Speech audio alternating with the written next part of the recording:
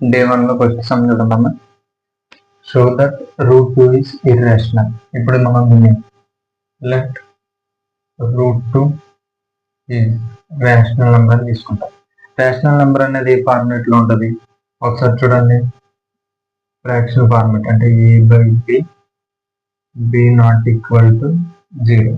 ఇక్కడ a comma b belongs to ఏమని చెప్తాం ఇంటీజర్. అంటే చూడండి ఫ్రాక్షన్ ఫార్మేట్లో ఉండాలి. b అనేది నాట్ ఈక్వల్ టు 0 అవుతే అది ఏమని చెప్తాం రేషనల్ నెంబర్ అని చెప్తాం. ఇప్పుడు చూడండి ఇక్కడ ఇంకో point a comma b are co-primes.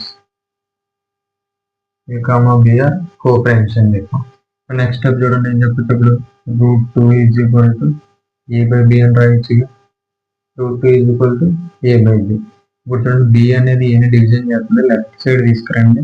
అప్పుడు చూడండి b into root 2 equal to a squaring on both side.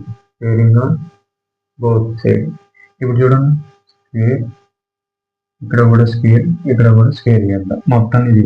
ఇప్పుడు స్క్వేర్ కి రూట్ కి క్యాన్సిల్ అయిపోయింది. ఇంక ఇక్కడ ఏం మిగిలింది చూడండి b square into 2 equal to a square. 2 b square ఏం చేస్తుంది ఇంటూ చేస్తుంది. ఇప్పుడు చూడండి రైట్ సైడ్ తీసుకెళ్తే b square equal to a square by 2a. దీన్ని ఏమని రాయొచ్చు a ఇంటూ a బై 2 అని రాయొచ్చు కదా. అంటే ఇక్కడ మనకి ఏమని వచ్చింది చూడండి 2 అనేది a స్క్వేర్ అని డివిజన్ చేస్తే b స్క్వేర్ అనే ఆన్సర్ వచ్చింది. అంటే మరి 2 a స్క్వేర్ అని డివిజన్ చేసింది అంటే a కి 1 కాకుండా 2 ఒక ఫ్యాక్టర్ అని చెప్పొచ్చు కదా.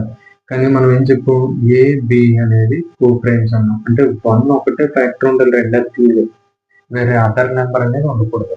ఇప్పుడు చూడండి ఏమని చెప్పొచ్చు ఇక్కడ a square is divisible by 2 therefore a is divisible by 2 అని వచ్చింది. ఇక్కడ చూడండి దీన్ని ఈక్వేషన్ నెంబర్ 1 అనుకుందాం. ఓకే ఇప్పుడు next then a is equal to 2c. therefore from 1 అండి చూడండి ఏమని చెప్పచ్చు 1 అండి b square into 2 equal to a square. కానీ a స్క్వేర్ అంటే a అంటే ఏమనుకున్నాం 2c అని తీసుకున్నాం. అప్పుడు చూడు b square into 2 equal to 2c whole square. మరి 2c హోల్ స్క్వేర్ అంటే 2 2 టైమ్స్ రాయాలిగా. అంటే అప్పుడు చూడు b square into 2 equal to 2c into 2c. చూడండి ఇది ఇంటూ అటు వెళ్తే డివిజన్ అయినప్పుడు ఒక 2కి ఒక 2కి క్యాన్సిల్ అయిపోయింది. ఇప్పుడు చూడండి b స్క్వేర్ ఈక్వల్ టు ఇక్కడ ఏం మిగిలింది 2 c ఇంటూ c అంటే c స్క్వేర్. ఇక్కడ ఏం మిగిలింది చూడు c square is equal to b square by 2. మరి b స్క్వేర్ అంటే ఏం చెప్పొచ్చు b ఇంటూ b బై 2 అని చెప్తాం.